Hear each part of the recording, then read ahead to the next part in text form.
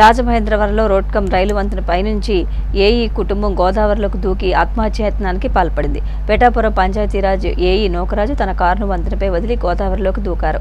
ఈ ఘటనలో నూకరాజు మనవడికి ఈత రావడంతో సురక్షితంగా బయటపడగా మరో ముగ్గురు గల్లంతయ్యారు. గల్లంతైన వారి కోసం పోలీసులు, సహాయక బృందాలు గోదావరిలో గాలింపు చర్యలు చేపట్టాయి. అసిస్టెంట్ ఇంజనీర్ నూకరాజు కారును పోలీసులు స్వాధీనం చేసుకున్నారు. కుటుంబ కలహాలు, ఆర్థిక సమస్యల నేపథ్యంలోనే నూకరాజు ఆత్మహత్యకు ప్రయత్నించినట్లు పోలీసులు ప్రాథమికంగా నిర్ధారణకు వచ్చారు. పోలీసుల దర్యాప్తు పూర్తయిన తర్వాత ఈ ఘటనకు సంబంధించిన మరిన్ని వివరాలు వెలుగులోకి వచ్చే అవకాశం ఉంది. నూకరాజు గోదావరిలో గల్లంతు కావడంపై ఉప ముఖ్యమంత్రి, పంచాయతీరాజ్ శాఖ మంత్రి పవన్ కళ్యాణ్ దిగ్భ్రాంతి వ్యక్తం చేశారు. రాష్ట్ర వ్యాప్తంగా సంచలనం సృష్టించిన డాక్టర్ ప్రియాంక హత్యలో నిందితులను కాపాడేందుకు పోలీసు అధికారులు, రాజకీయ నాయకులు తెరవెనుక ప్రయత్నాలు చేశారన్న ఆరోపణల నేపథ్యంలో ప్రకాష్ నగర్ పోలీస్ స్టేషన్ను పర్యవేక్షించే మధ్య మండలం డీఎస్పీ సుభాష్ను పక్కన పెట్టినట్లు పోలీసులు వర్గాలు తెలిపాయి. ప్రకాష్ నగర్ సీఐపై కూడా వేటుపడే అవకాశాలున్నట్లు ప్రచారం జరుగుతోంది. ఈ కేసు ప్రత్యేక విచారణాధికారిగా అదనపు ఎస్పీ మనీష్ దేవరాజ్ పాటిల్ నియమితులయ్యారు. రాజమహేంద్రవరంలోని ప్రసాదిత్య మాల్ వద్ద మద్యం మత్తులో ఉన్న సోరవరపు దుష్యంత్, దేశాబత్తుల జోసెఫ్ ఎడ్వర్డ్స్లు ఆగస్టు 3న కారుతో ఢీకొట్టి పరారయ్యారు. ఆ తర్వాత వారు అదే వేగంతో మరో ఇద్దరిని ఢీకొట్టేందుకు ప్రయత్నించారని పోలీసుల దర్యాప్తులో వెల్లడైంది. ఈ సంఘటన 3 రోజుల తర్వాత 6వ తేదీన ఆలస్యంగా వెలుగులోకి వచ్చింది. విద్యార్థుల భద్రత, మహిళల రక్షణకు కూడా ప్రభుత్వం అత్యంత ప్రాధాన్యత ఇస్తోందని రాజమహేంద్రవరం సిటీ ఎమ్మెల్యే ఆదిరెడ్డి శ్రీనివాస్ అన్నారు. విద్యార్థులు తమకు ఎదురయ్యే సమస్యలు భయపడకుండా పోలీసుల దృష్టికి తీసుకురావాలని, స్మార్ట్ ఫోన్ను అనవసర విషయాలకు కాకుండా విజ్ఞానం, నైపుణ్యాల పెంపునకు ఉపయోగించుకోవాలని సూచించారు. ప్రకాష్ నగర్లోని శ్రీ చైతన్య జూనియర్ కళాశాలలో నిర్వహించిన మీ భద్రత మా బాధ్యత కార్యక్రమానికి ఎమ్మెల్యే ఆదిరెడ్డి శ్రీనివాస్ ముఖ్య అతిథిగా హాజరై విద్యార్థులతో మాట్లాడారు. కార్యక్రమంలో డీఎస్పీ, పోలీసు అధికారులు, శ్రీ చైతన్య జూనియర్ కళాశాల ప్రిన్సిపల్ సిబ్బంది, విజయకృష్ణ జూనియర్ కళాశాల టీచింగ్, నాన్ టీచింగ్ సిబ్బంది, ఇతర ప్రముఖులు పాల్గొన్నారు. Andhra Pradesh union of working journalist 70వ ఆవిర్భావ దినోత్సవాన్ని పురస్కరించుకుని తూర్పుగోదావరి జిల్లా కమిటీ ఆధ్వర్యంలో నేడు రాజమహేంద్రవరంలోని ఆనం రోటరీ హాల్లో కిమ్స్ బొలనేని ఆసుపత్రి సౌజన్యంతో ఉచిత గుండె వైద్య పరీక్షల శిబిరాన్ని నిర్వహించారు. ఈ శిబిరంలో ఏసీజీ, 2D ఎకో తదితర పరీక్షలు నిర్వహించారు. బీపీ, షుగర్ పరీక్షలు కూడా నిర్వహించారు. ఈ శిబిరానికి మంచి స్పందన లభించింది. పాత్రికేయులు, నగర ప్రముఖులు ఈ కార్యక్రమంలో పాల్గొన్నారు. బీహార్ లఖీసరాయ్ జిల్లాలోని అశోక్ ధామ్ ఆలయం వద్ద నేటి ఉదయం తొక్కసలాట జరగగా 7గురు భక్తులు చనిపోయారు. 10ల సంఖ్యలో గాయపడ్డారు. మృతులంతా మహిళలే కావడం గమనార్హం. దీంతో ఆలయ ప్రాంగణంలో తీవ్ర గందరగోళ పరిస్థితి ఏర్పడింది. శ్రావణ మాసం 3వ సోమవారం కావడంతో భక్తులు భారీ సంఖ్యలో ఆలయానికి తరలివచ్చారు. జలాభిషేకం చేయడానికి సుమారు 50,000 మంది భక్తులు తరలివచ్చినట్లు తెలుస్తోంది. అదే సమయంలో విద్యుత్ వైరు తెగిపడిందని, షాక్ కొడుతుందన్న పుకార్లతో తొక్కిసలాట జరిగింది. తొక్కిసలాట అనంతరం భక్తులు ఒక్కసారిగా అరుస్తూ పరిగెత్తారు. ఈ క్రమంలో చాలా మంది భక్తులు ఒకరిపై ఒకరు పడి నలిగిపోయారు. ఘటనపై సమాచారం అందుకున్న వెంటనే ఘటనాస్థలికి చేరుకున్న పరిపాలనా బృందం సహాయక చర్యలు చేపట్టింది. ప్రమాదంలో గాయపడిన వారందరినీ వెంటనే స్థానిక ఆసుపత్రిలో చేర్పించారు. అదే సమయంలో మృతదేహాలను ప్రభుత్వ ఆసుపత్రికి తరలించారు.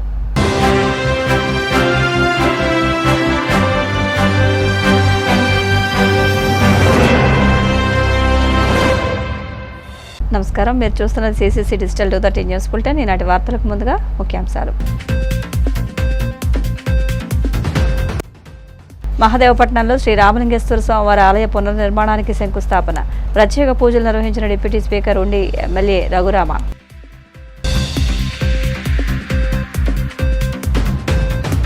మామిడాడలో జ్యోతుల పాపారావు సాగునీటి పథకాన్ని ప్రారంభించిన ఎంపీ సానా సతీష్, ఎమ్మెల్యే జ్యోతుల నెహ్రూ. పథకం ద్వారా 3,500 ఎకరాలకు జీవజలం. ఉపాధ్యాయులను వంచడమే చంద్రబాబు పనిగా పెట్టుకున్నారన్న భూమన. తమ హక్కుల కోసం టీచర్లు పోరాటం చేస్తే వైసీపీ మద్దతు ఇస్తుందని వెల్లడి.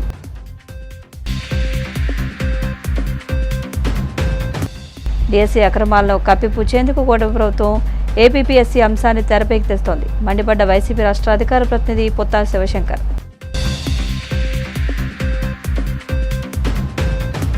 పశ్చిమ గోదావరి జిల్లా ఉండి మండలం మహదేవపట్నం గ్రామంలో కొలువై ఉన్న శ్రీ సర్వమంగళ బాలా త్రిపుర సుందరి సమేత శ్రీ రామలింగేశ్వర స్వామివారి ఆలయ పునర్నిర్మాణానికి శంకుస్థాపన కార్యక్రమం భక్తి శ్రద్ధలతో ఘనంగా నిర్వహించారు.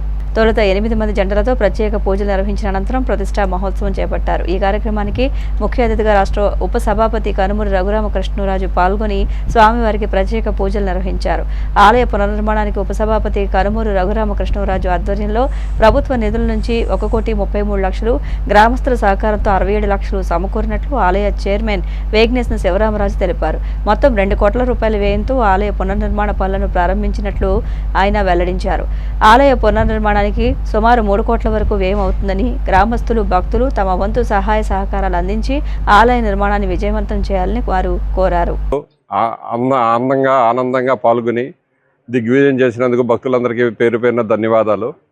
అలాగే ఈ కార్యక్రమంలో ఎమ్మెల్యే గారు కూడా వచ్చి మాకు మరింత బలాన్ని చేకూర్చారు. ఇకపై ఈ అతివేగంగా దీన్ని పునర్నిర్మించుకుని త్వరలోనే విగ్రహ ప్రతిష్టకు కూడా అందరినీ ఆహ్వానించి ఇంకా అంగరంగ వైభవంగా జరుపుతామని కమిటీ తరఫున ప్రజలందరికీ నమస్సుమాంజలు తెలియజేస్తూ, అలాగే ఈ ఆలయ నిర్మాణానికి గవర్నమెంట్ 1,33,00,000, ప్రజల నుంచి 67 లక్షలు జమ చేయడం జరిగింది. అది కాకుండా ఇంకో 1 కోటి రూపాయల వరకు దీనికి ఖర్చు అవుతుందని అంచనాతో మేము ముందుకు వెళ్తున్నాం. భక్తులందరూ ఆనందంగా విరాళాలు ఇచ్చి దీన్ని దిగ్విజయం చేస్తారని కోరుకుంటూ భక్తులందరికీ నమస్కారం. త్రిపుర సుందరి సమేత శ్రీ రామలింగేశ్వర స్వామి నూతన ఆలయానికి ఈరోజు మన ఆలయ కమిటీ చైర్మన్ శ్రీ వేగేసిన శివరామరాజు గారు సారథ్యంలో, అలాగే 8 గంటలు పీటల మీద కూర్చుని ఈరోజు ఈ పూజా కార్యక్రమం నిర్వహించడం జరిగింది.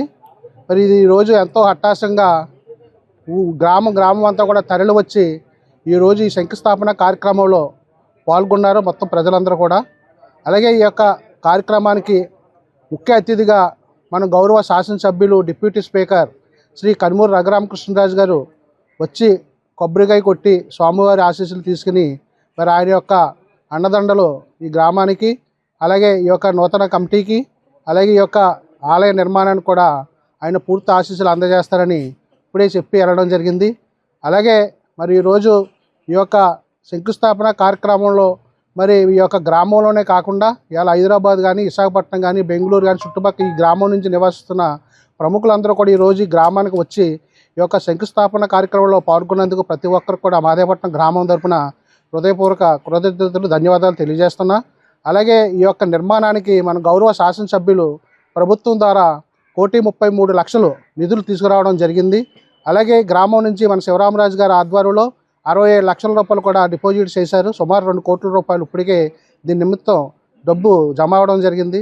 అది కూడా కాకుండా దాతల యొక్క సహాయ సహకారాలు కూడా తీసుకుని మరో 1 కోటి రూపాయలు మరి నిధులు సమకూర్చి సుమారు 3 నుంచి 3,50,00,000 రూపాయల వరకు ఈ యొక్క కార్యక్రమానికి నిధులు సమకూర్చి మరి మంచి ఉన్నతమైన స్థితిలో మరి ఎంతో అందంగా తీర్చిదిద్దే విధంగా ఈ యొక్క దేవాలయ నిర్మాణాన్ని మరి గ్రామ ప్రజలందరూ కూడా తోడ్పాటు అయినందుకు ప్రతి ఒక్కరు కూడా హృదయపూర్వక ధన్యవాదాలు తెలియజేస్తాను. మంగళ బాలా త్రిపుర సుందరి సమేత శ్రీ రామలింగేశ్వర స్వామినే నమః.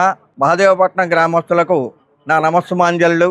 మా దేవాలయ చైర్మన్ గారు అయినటువంటి వేగేసిన శివరామరాజు గారికి, అలాగే గ్రామ ప్రజలందరికీ కూడా ఈ రోజున రామలింగేశ్వర స్వామి వారి నూతన ఆలయ నిర్మాణ మహోత్సవ కార్యక్రమం అత్యంత వైభవపేతముగా ఈ రోజు ఉదయం 7:23 జరపబడింది.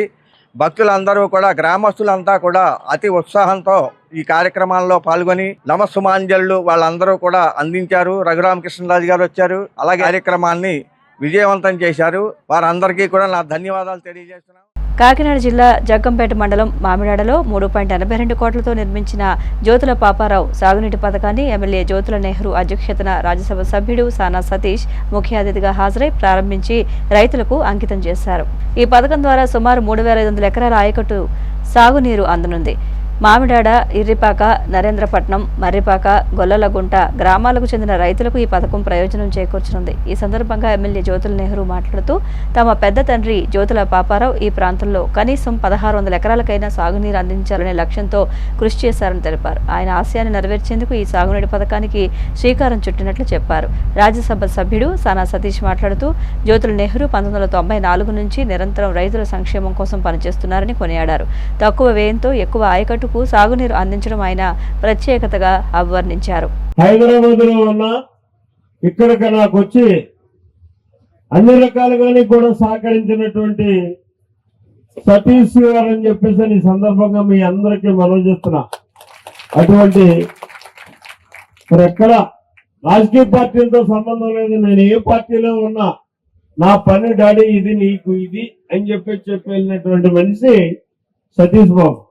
ముఖ్యంగా ఈనాడు ఈ పథకం చూసుకుంటే 1978లో మా పెదనాన్న గారు అయినటువంటి జ్యోతుల పాపారావు గారు మామిడాడ ఎత్తుపోతల పథకాన్ని తీసుకురావడం జరిగింది. మన పక్కన ఉన్నటువంటి ఏలేరు నుంచి మన ప్రాంతానికి మామిడాడ, ఇర్రిపాక, గొల్లలగుంట ఈ 3 చెరువుల కింద ఉన్నటువంటి ఆయకట్టుకి కూడా నీరిచ్చేటటువంటి కార్యక్రమాన్ని ఆనాడు ఆయన సుమారు రమారమి 1500 ఎకరం 1600 ఎకరం వరకు నీరు ఇవ్వాలనేటటువంటి ఆలోచనతో ఎన్నో ప్రయత్నాలు చేశారు. ఆ రోజుల్లో మన నెత్తి మీద ఉన్నటువంటి కల్లోడు దగ్గర ఉన్నటువంటి పేరంతాల కాలువను తవ్వి మన ప్రాంతానికి తేవాలి అని చెప్పేసి నెలల తరబడి సర్వే చేయించినటువంటి పరిస్థితి. ఆ రోజుల్లో సాధ్యం కాదు అన్న తర్వాత లిఫ్ట్ ఇరిగేషన్ తేవాలి, మామిడాడ లిఫ్ట్ ఇరిగేషన్ అని చెప్పి తేవడం, ఐడిసి ద్వారా ఆ లిఫ్ట్ ఇరిగేషన్ తయారు చేయడం, అది సైట్ సెలక్షన్ కరెక్ట్ గా కాని కారణంగా మనకు వచ్చే నీరు వచ్చేటటువంటి కాలువ ఎప్పుడు కూడా ఆనందంగా ఉండాలి, ఇతనికి క్రాప్ ఏమేయాలి, వాటర్ ఏమి ఇవ్వాలి అన్న ఆలోచన ఉన్న నాయకుడు ఈ మెట్ట ప్రాంతంలో మీకు దొరకటం, ఇటువంటి నాయకుల కింద మీరందరూ ఉండటం కూడా చాలా అభిమానం. ఎటువంటిదంటే మీకు చెప్పేది ఏంటంటే, నేను ఎంపీ అయిన వెంటనే నా ఆలోచన కాకినాడ ఏరియాలో ప్రతి సంవత్సరం 1000 మందికి కొత్త ఉద్యోగాలు ఇవ్వాలన్నది నా ఆలోచన. ఆ ఆలోచనతో నేను ఒక స్కిల్ డెవలప్మెంట్ సెంటర్ స్టార్ట్ చేసి నాకు వచ్చిన ఎంపీ ల్యాండ్స్ ప్రతి సంవత్సరం ఆ స్కిల్ డెవలప్మెంట్ లో పెట్టి పిల్లలకి ట్రైనింగ్ ఇవ్వాలన్నది ఆలోచన. నేను ఒక్క విషయంలో డివియేట్ అయ్యాను. ఇటువంటివి ప్రజలకు నలుగురు ఉపయోగపడేది. మీ మెట్ట ప్రాంతం ఈవేళ ఇంత సస్యశ్యామలంగా వరేసుకోవడానికి కానీ ఇంకొక దానికి కానీ వచ్చిందంటే ఇటువంటి నాయకులు ఉండబట్టి, కృషి చేయబట్టే. ఇప్పుడు తమ్ముడు వినయ్ నిజంగా నాకు ఆశ్చర్యం వేసింది. ఈ వయసులో అందరూ కూడా రకరకాల ఉద్యోగాలు చేసుకుంటూ ఇంకో చోట వెళ్తారు. ఆయన ఇక్కడ వ్యవసాయం చేస్తా వ్యవసాయం గురించి ఆలోచిస్తున్నారు అంటే ఈ జంజీ ఏజ్ లో చాలా సంతోషం. ఈ వ్యవసాయాన్ని మీకు చిన్న చిన్న సమస్యలు బిగినింగ్ లో ఉండొచ్చు తమ్ముడు, కానీ నెహ్రూ గారు లాంటి నాయకులు ఉన్నప్పుడు ఇటువంటివన్నీ కూడా అత్యవసరంగా క్రియేట్ చేయగలిగిన ఈ డెలివరీ సిస్టమ్ ని ఈ సంవత్సరానికి కొన్ని ఇబ్బందులు ఉండొచ్చు, తర్వాత అవి ఎలా రెన్యువల్ చేయాలి ఏంటి అన్నది మన నెహ్రూ గారు విన్నవిస్తారు. దానికి ఎలా చేయాలి ఏంటి అన్నది కూడా మీకు ఆయనకు ఒక ప్రత్యేక ప్రణాళిక ఉంటుంది. ఈ 8 చెరువులు, విలేజ్లు, ఈ 3500 ఎకరాలు కాదు. ఈయన ఎప్పుడు కూడా ఈ మెట్ట ప్రాంతం సస్యశ్యామలం అవ్వాలని చెప్పి కొత్త కొత్త ఆలోచనతో వస్తూ ఉంటారు. నాకు ఒక సంవత్సరం క్రితం ఒక ఆలోచన చెప్పారు. పాములూరు అని ఏజెన్సీలో ఒక ఊరు ఉంది. అక్కడి నుంచి వాటర్ అంతా గోదావరిలో కలిసిపోతుంది. ఆ గోదావరిలో కలిసిపోయిన సముద్రంలో కలిసిపోతుంది. ఆ నీటిని ఎలా డైవర్ట్ చేసి మనం మట్ట ప్రాంతానికి తీసుకురావచ్చు అని అడిగారు. అసలు ఈ ఆలోచన ఇరిగేషన్ డిపార్ట్మెంట్ వాళ్ళకే లేదు. అటువంటి ఆలోచన కొత్త కొత్త ఆలోచనలతో వస్తారు. మేము కూడా గవర్నమెంట్ కానీ ఆయన చెప్పిన సూచనలు పాటిస్తా, మీరు ఇందాక ఈ గారు అడ్వైజర్ చెప్పారు వెంకటేశ్వరరావు గారు, కానీ ఇటువంటి ఆలోచన ఉన్న వాళ్ళని ఎప్పుడు కూడా ఇది మా ప్రాంతానికి ఉపయోగపడుతుంది, మా జగ్గంపేటకి పత్తిపాడికి ఉపయోగపడుతుంది, దీన్ని ఎలా తీసుకురావాలని చెప్పేసి ఆలోచన కూడా చేస్తున్నాం. ఆ పాములూరు పథకాన్ని కూడా ముందుకు ఎలా తీసుకెళ్ళాలి, మొత్తం నీరు ఎలా అందించాలి, సముద్రంలో కలిసిపోకముందు నీటిని ఎలాగ రైతు ఉపయోగించుకోవాలి, మంచినీటి కింద ఎలా మార్చాలనే ఆలోచనతో ముందుకు తీసుకెళ్తున్నాం. ఈ కూటమి ప్రభుత్వం చంద్రబాబు నాయుడు గారు, పవన్ కళ్యాణ్ గారు వీరిద్దరు నాయకత్వంలో మంచినీరు జలజీవన్ మిషన్ ద్వారా పవన్ కళ్యాణ్ గారు ప్రత్యేక శ్రద్ధ తీసుకుంటున్నారు. చంద్రబాబు నాయుడు గారు మీ వ్యవసాయానికి సంబంధించిన నీరు ప్రత్యేక శ్రద్ధ తీసుకుంటున్నారు. వీరిద్దరి ఆలోచనతో రాష్ట్రం ఇంకా ముందుకు తీసుకెళ్తాం. ఈ రాష్ట్రంలో ప్రతి రైతు ఆనందంగా ఉండడమే ఎన్డీఏ యొక్క కర్తవ్యం. టెట్ సమస్యపై ఢిల్లీలో కేంద్ర మంత్రి ప్రహ్లాద్ జోషికి వినతిపత్రం అందజేసిన 3 ఉపాధ్యాయులపై ప్రభుత్వం సస్పెన్షన్ వేటు వేయడాన్ని వైసీపీ సీనియర్ నేత భూమన కరుణాకర్ రెడ్డి తీవ్రంగా ఖండించారు. ఈ సందర్భంగా ప్రభుత్వం అనుసరిస్తున్న వైఖరిపై ఆయన తీవ్రస్థాయిలో ధ్వజమెత్తారు. ప్రజలను, ఉపాధ్యాయులను వంచడమే పనిగా చంద్రబాబు పెట్టుకున్నారని ఆరోపించారు. ఎన్నికల సమయంలో టీచర్లను నమ్మించి వారి ఓట్లతో అధికారంలోకి వచ్చిన తర్వాత ఇప్పుడు నిలువునా మోసం చేస్తున్నారని మండిపడ్డారు. ఇన్ సర్వీస్ టీచర్లకు టెట్ పరీక్షను నిర్వహించడాన్ని తాము తీవ్రంగా వ్యతిరేకిస్తున్నామని తెలిపారు. ఉపాధ్యాయుల మనోభావాలతో వారి భవిష్యత్తుతో కూటమి ప్రభుత్వం ఆటలాడుతోందని ధ్వజమెత్తారు. చంద్రబాబు తను అధికారంలోకి రావటానికి కొన్ని వేల అబద్ధాలు చెప్పి నేను అధికారంలోకి వచ్చిన తర్వాత తీర్చకపోయినా అవేవి కూడా ఏమీ ఇబ్బంది లేదు అనేటువంటి మొండి ధైర్యంతో ప్రజలను వంచటం నా జీవిత ఆశయం కదా అన్న ఫిలాసఫీతో ఆయన ఎన్నికలప్పుడు తానిచ్చినటువంటి వందలాది తప్పుడు వాగ్దానాలలో ఉపాధ్యాయులతో కూడా ఆయన ఒక పెద్ద అబద్ధం, నేను అధికారంలోకి వచ్చిన తర్వాత ఉపాధ్యాయులకు ఎనలేనటువంటి సేవలు చేస్తా, వాళ్లకు సంఘంలో గౌరవ మర్యాదలు కల్పిస్తా, వాళ్ళ జీవితాలకు పెను మార్పులు వచ్చే విధంగా సమూలమైనటువంటి మార్పులు చేస్తానని వాళ్లను నమ్మించి మెజారిటీ ఉపాధ్యాయులందరూ కూడా తెలుగుదేశం పార్టీకి ఓటు వేయాలా అన్నటువంటి ఆలోచనను రగిలించి ఓట్లు దండుకొని అధికారంలోకి వచ్చిన తర్వాత ఆ ఉపాధ్యాయుల యొక్క భవిష్యత్తుతోనే చెలగాటమాడేటువంటి పరిస్థితి చేస్తున్నారు. రాష్ట్రంలో దాదాపు 1,60,000 మందికి పైగా ప్రభుత్వ ఉపాధ్యాయులు ఉంటే ఈ రోజున వాళ్ళ ప్రమాణాలు పెంచాలి అన్నటువంటి నెపంతో వాళ్ళందరినీ కూడా టెట్ ఎగ్జామ్ పాస్ అవ్వాల్సిన నిబంధనను విధించే దిశగా ఆయన ప్రయత్నం చేయటం అన్నది ఉపాధ్యాయుల యొక్క మనోభావాలను తీవ్రంగా దెబ్బతీస్తోంది, వాళ్ళ నైతికతను దిగజారుస్తోంది. ఇతనికా మనం సమర్థించింది, ఇతనికా మనం ఓట్లు వేయించిందేనని మొత్తం ఉపాధ్యాయ లోకమంతా కూడా ఈ రోజున గర్జిస్తోంది చంద్రబాబు గారి మీద. చంద్రబాబు గారు ఈ టెట్ ఎగ్జామ్ ఉపాధ్యాయులకు అందరికీ కూడా ఉండాలి అన్నటువంటి నిబంధన పెట్టిన దాన్ని వైఎస్ఆర్ కాంగ్రెస్ పార్టీ తీవ్రంగా వ్యతిరేకిస్తున్నది. ఉపాధ్యాయులు ఏ రకంగా అయితే కోరుకుంటున్నారో వారి కోరికకు పూర్తిగా వైఎస్ఆర్ కాంగ్రెస్ పార్టీ తన సంఘీభావాన్ని తెలియజేస్తుంది. వాళ్ళు ఉద్యమం చేస్తే ఆ ఉద్యమంలో భాగస్వామ్యం అవుతుంది. రాష్ట్రంలో ఉన్న అన్ని వర్గాల ప్రజలని వంచినటువంటి చంద్రబాబు నాయుడు గారు ఆయన వంచనకు, మోసకారితనానికి, దగాకోరుతనానికి బలైపోయినటువంటి వర్గాలు ఎవ్వరు వీధుల్లోకి వచ్చినా వాళ్లకు ముందున నిలబడి వాళ్ళ కోర్కెల సాధనకు చంద్రబాబు ప్రభుత్వం యొక్క మెడలు వంచటానికి ఎంతకైనా వైఎస్ఆర్ కాంగ్రెస్ పార్టీ పోరాటాలు చేస్తుంది.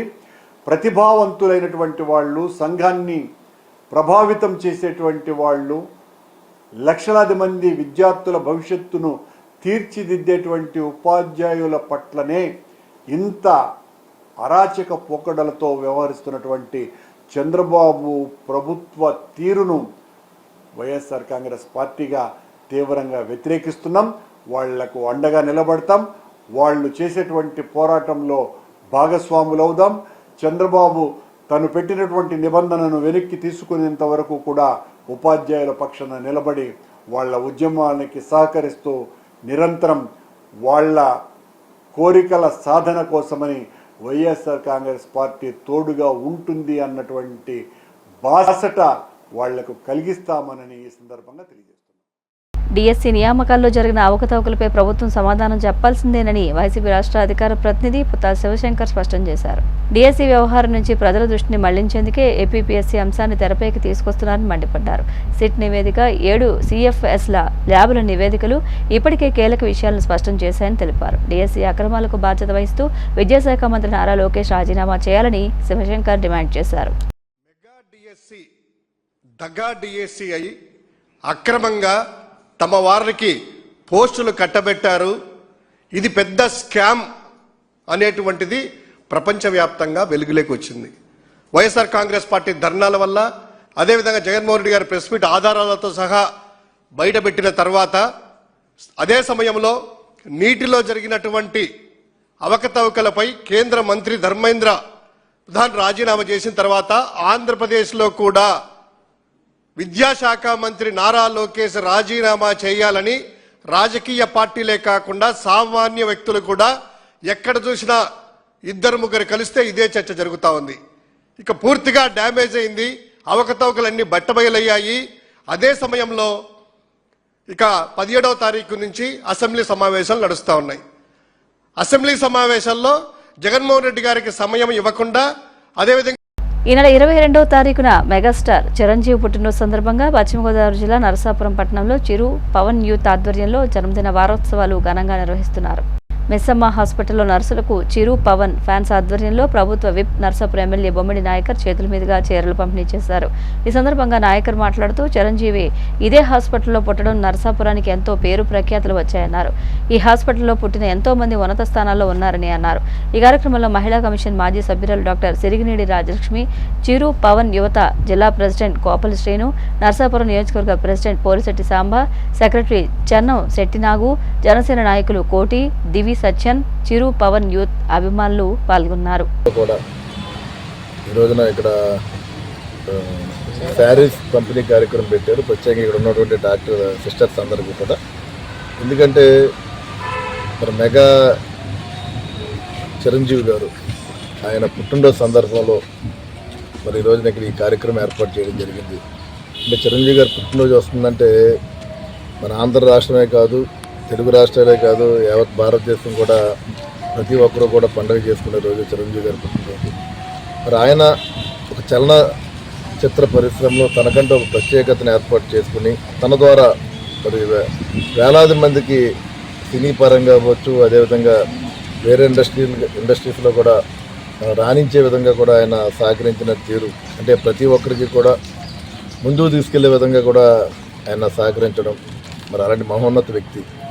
మరి అదేవిధంగా ఆయన చూసుకుంటే కనుక గతంలో చలనచిత్ర పరిశ్రమలే కాకుండా మరి ఆంధ్ర రాష్ట్ర ప్రజలకి ఒక మంచి చేయాలి, తన ద్వారా సేవ చేయాలని ఆలోచనతో ఆ రోజుల్లో చూసుకుంటే కనుక ఏదైతే బ్లడ్ బ్యాంక్ కూడా ఏర్పాటు చేసి మరి లక్షలాది మందికి ప్రాణభిక్ష పెట్టినటువంటి వ్యక్తి చిరంజీవి గారు. నేత్రదానం కూడా, అదే నేత్రదానం విషయంలో కూడా మరి కంటి చూపు విషయంలో కూడా మరి వేలాది మందికి కంటి చూపు వచ్చే విధంగా మరి ఆయన చేస్తున్నట్టు.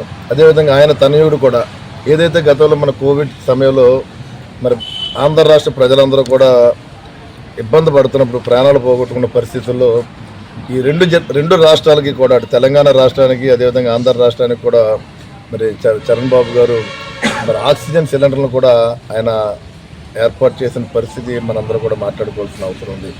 ఈ మిషనరీస్ హాస్పిటల్ వారి యొక్క ఆధ్వర్యంలో ఇక్కడ ఉన్నటువంటి సిస్టర్స్ అందరికీ కూడా శారీస్ పంపిణీ కార్యక్రమం చేశారు. దీన్ని తప్పనిసరిగా వారందరినీ కూడా నేను మనస్ఫూర్తిగా అభినందన తెలియజేస్తున్నాను. నేను మరి అలాంటి మహోన్నత వ్యక్తి యొక్క పుట్టినరోజు వారోత్సవాలు నన్ను కూడా భాగస్వామ్యం చేసినందుకు నేను కూడా ఇక్కడ ఉన్నటువంటి ఈ హాస్పిటల్ మిషనరీస్ హాస్పిటల్లో కూడా పుట్టడం జరిగింది.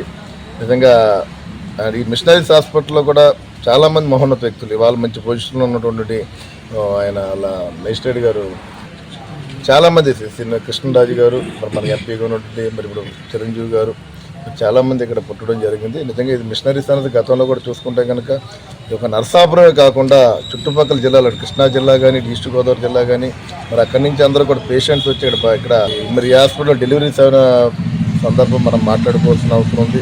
నిజంగా ఆ రోజుల్లో ఏంటంటే అటు ప్రైవేట్ హాస్పిటల్స్ లేవు, గవర్నమెంట్ హాస్పిటల్స్ కూడా చాలా తక్కువ ఉండేవి.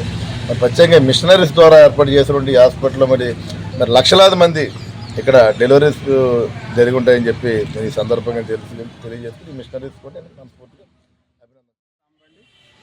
నర్సాపురం నియోజకవర్గ చిరు పవన్ ఫ్యాన్స్ నుంచి ప్రెసిడెంట్గా ఉన్నాను ప్రజెంట్. ప్రతి సంవత్సరం చిరంజీవి గారు పుట్టినరోజు సందర్భంగా వారం రోజుల ముందు నుంచే కూడా మేము పండగ వాతావరణంగా ప్రతి సేవా కార్యక్రమం వారం రోజులు చేస్తూ ఉంటాం. అందులో భాగంగా నిన్న జెండావిష్కరణ, స్వీట్స్ పంపిణీ అనే కార్యక్రమం చేసాం. అలాగే చిట్టవరంలో మెడిట్ స్టూడెంట్స్కి బుక్స్, అలాగే కొన్ని నిత్యావసర కొన్ని వస్తువులు ఇవ్వడం జరిగింది. ఈరోజు రెండో రోజు ఏదైతే చిరంజీవి గారు ఒక మిషనరీస్ హాస్పిటల్లో పుట్టారో ఆ హాస్పిటల్లో మేము ఏదో చిరంజీవి గారికి వారోత్సవాల పేరు చెప్పి వారానికి ఒకసారి సేవ చేస్తాం వారంలో. కానీ నిత్యం హాస్పిటల్కి వచ్చి సేవ చేసేవాళ్ళు నర్సులు ఉన్నారు. వాళ్ళని గుర్తించి చిరంజీవి గారు ఎక్కడైతే పుట్టారో అక్కడ కంపల్సరీగా నర్సులకి చిరంజీవి గారు పుట్టినరోజు సందర్భంగా చీరల పంపిణీ చేయాలని మేము టీము నిర్మించుకున్నాం. అదేవిధంగా ఈరోజు ముఖ్య అతిథిగా ఈ కార్యక్రమానికి మా నరసాపురం ఎమ్మెల్యే గారు బొమ్మిడి నాయకర్ గారిని తీసుకొచ్చి ఆ కార్యక్రమం జరిపించడం జరిగింది. వార్తలు ముగించే ముందు ముఖ్యాంశాలు మరొకసారి. మహదేవపట్నంలో శ్రీ రామలింగేశ్వర స్వామివారి ఆలయ పునర్నిర్మాణానికి శంకుస్థాపన. ప్రత్యేక పూజలు నిర్వహించిన డిప్యూటీ స్పీకర్ ఉండి ఎమ్మెల్యే రఘురామ.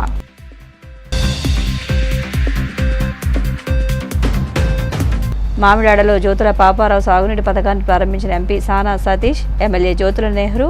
పథకం ద్వారా 3,500 ఎకరాలకు జీవజలం. ఉపాధ్యాయులను వంచడమే చంద్రబాబు పనిగా పెట్టుకున్నారన్న భూమన. తమ హక్కుల కోసం టీచర్లు పోరాటం చేస్తే వైసీపీ మద్దతు ఇస్తుందని వెల్లడి.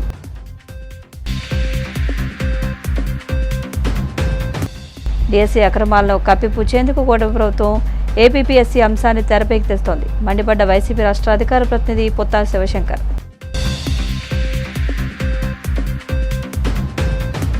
CCC డిజిటల్ 230 న్యూస్ బులెటిన్ ఇంతటితో సమాప్తం. నమస్కారం.